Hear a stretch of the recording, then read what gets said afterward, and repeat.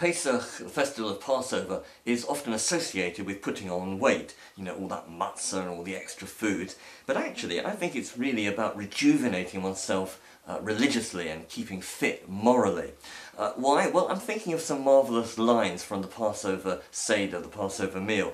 For instance, Moses' cry to Pharaoh, "Let my people go," first uttered in Pharaoh's court, which has then reverberated around ever since and cascaded down the centuries for anyone in need. And it certainly applied to Jews in our own time, Soviet Jews, Syrian Jews, but to others too. It's been heard in Soweto for South African blacks who are suffering oppression, or in Russia with the Baptist Christians.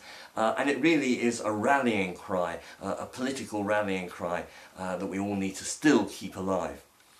Then we hear the "remember that you were slaves in Egypt," a direct challenge. You know, who are today's slaves? Who are the ones that we should be looking after, and not just looking after, being active on their behalf, because they don't have a voice whereas we do.